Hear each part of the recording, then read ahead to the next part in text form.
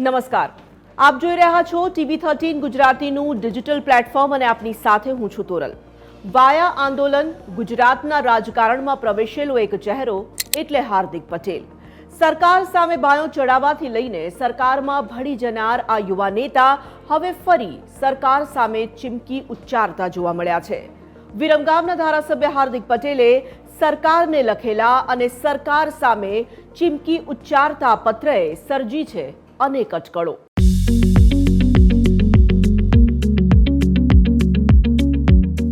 ગુજરાતના રાજકારણમાં વર્ષ 2015ને કોણ ભૂલી શકે।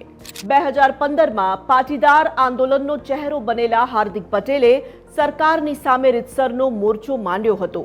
પાટીદાર આંદોલનની અસર એ સમયે એટલી ઘાટી હતી કે સરકારને 2017ની વિધાનસભા ચૂંટણીમાં 2 આંકડામાં સમેટવા જેટલી ગંભીર અસર પાડી હતી।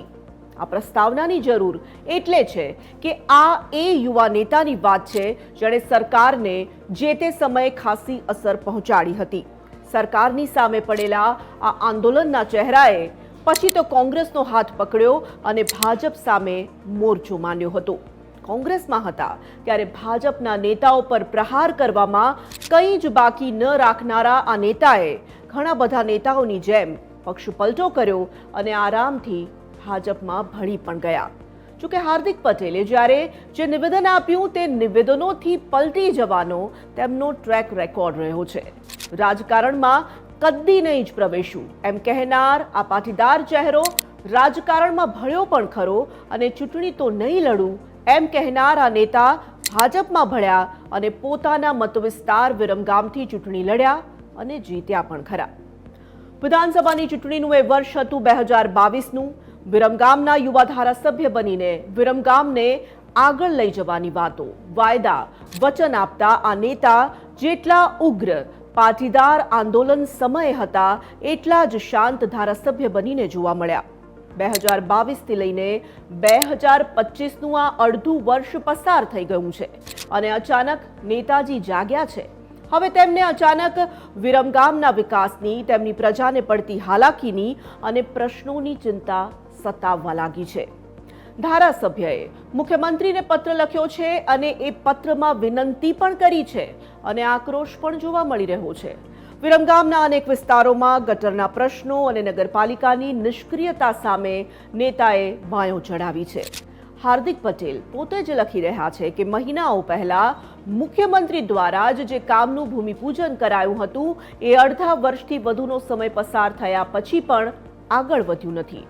કામ સત્વરે કરાવવામાં આવે તેવી અરજની સાથે સાથે જો કામ ન થાય તો ઉપવાસ આંદોલન કરવાની ફરજ પડે તો પણ તે કરવાની ચીમકી હાર્દિક પટેલે ઉચ્ચારી છે।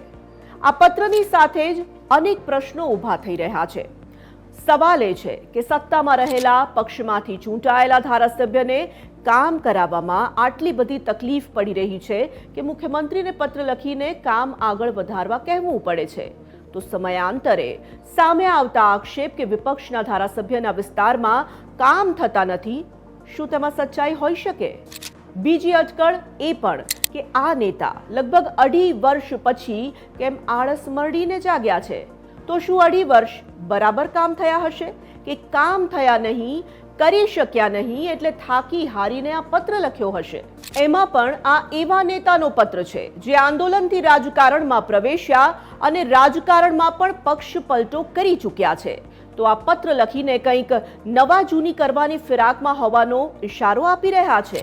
આ ખુલ્લો પત્ર અનેક પ્રશ્નોને ખુલ્લા કરી રહ્યો છે પણ આ હાર્દિક પટેલ છે એટલે કોઈ ચોક્કસ નિષ્કર્ષ પર આવવું એટલું પણ આસાન ક્યાં છે?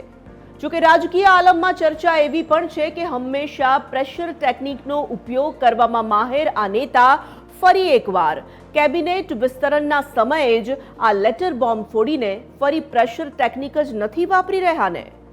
આંદોલનથી કોંગ્રેસ અને કોંગ્રેસથી ભાજપમાં ચૂંટણી જીતી ધારાસભ્ય બનેલા આ નેતાને હવે કદાચ આ પદ પણ નાનું લાગી રહ્યું હોય અને હવે તેમને મંત્રી બનવાના સપના પણ આવવા લાગ્યા હોય।